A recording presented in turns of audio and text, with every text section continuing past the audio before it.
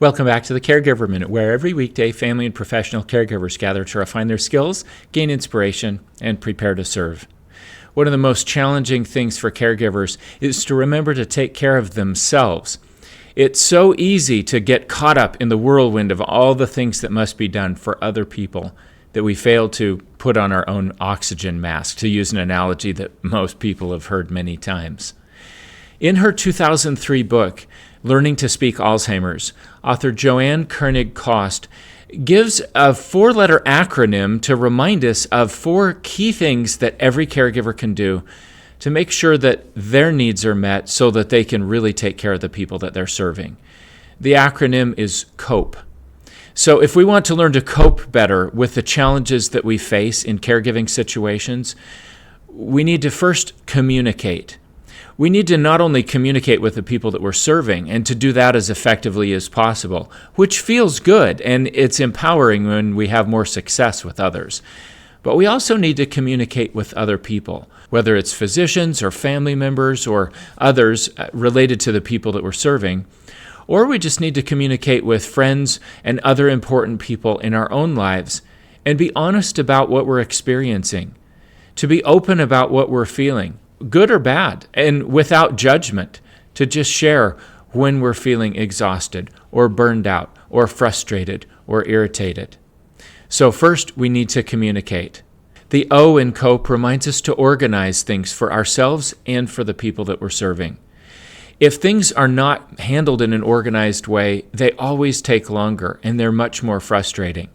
Imagine a table scattered with bills and newspapers and magazines and books and all sorts of other papers, and your task is to make sure that the bills get paid, because that's the only really essential thing in the whole pile.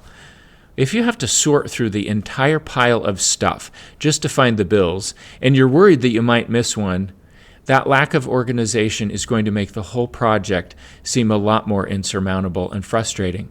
And when things seem hard, we're more likely to procrastinate.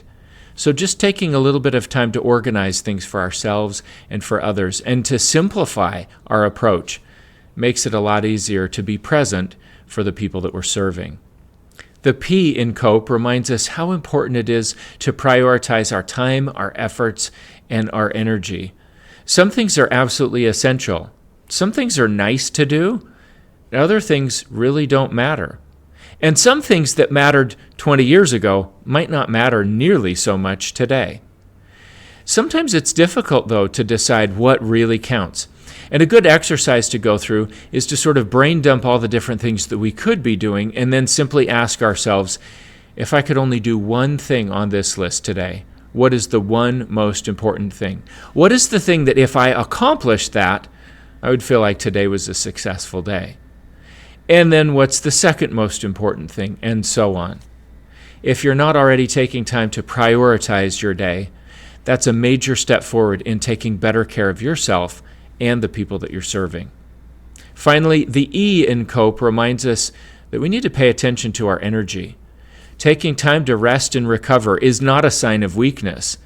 It's a sign of wanting to be sure that we show up fully and be 100% present for the person that we're serving. And if we're not recovering when we need to recover, we're in trouble. If we're not taking time to fuel our bodies effectively so that we can have good energy, we're in trouble. If we're not exercising to stimulate more energy production, that's going to move us in the wrong direction. I hope this 4-letter acronym is helpful to you, whether you're serving people in a professional setting or you're a family caregiver. I think as we really focus to communicate what we're feeling, if we focus on organizing ourselves, if we prioritize the things that we need to do, and if we really pay attention to our energy, we're going to get better results. I hope you'll take some time to consider which one of those 4 things you need the most work on, and take steps today to be just a little bit better than you have been in that area. I hope that's helpful to you and the people that you serve, and I look forward to seeing you again tomorrow for another episode of the Caregiver Minute.